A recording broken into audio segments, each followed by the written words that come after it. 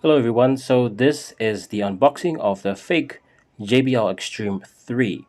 But as you can see on the box, it's spelled wrong. It has two E's, and this is the mini version, which I did not order in the first place, but apparently their description is misleading.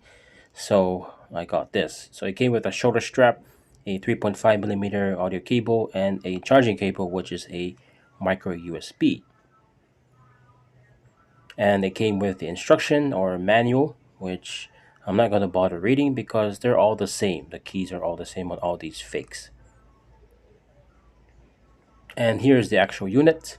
I ordered blue because I'm tired of black, but as you can see at the back, it has a TF slot and USB port and other media options you can choose from. So apparently I was looking for the JBL logos, which they usually send with a fake, but this one didn't come with it. There's no logo for the front, and there's also no logos for the passive radiators. But I guess I have to make my own, and I'm not gonna order from this shop again. So design wise, it looks pretty nice. Not gonna lie, but it does feel cheap. I've never owned a real Extreme 3, so I can't really say much of a difference of the real and the fake one. But here are the buttons. They're all the same on all the fakes.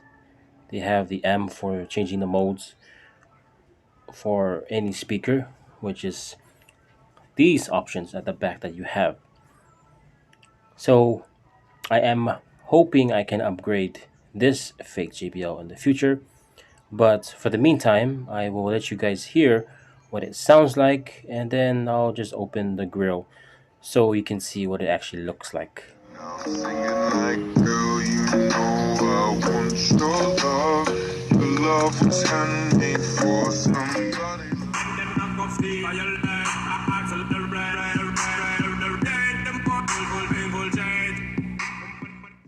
So there you have it, guys. That is the worst JBL fake I've ever heard.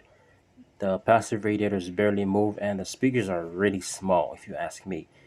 But I will be upgrading this soon, so don't miss that video. If you are not subscribed, please do so. But I'll catch you guys on the next one. Let me know what you think in the comment section. Take care. Peace.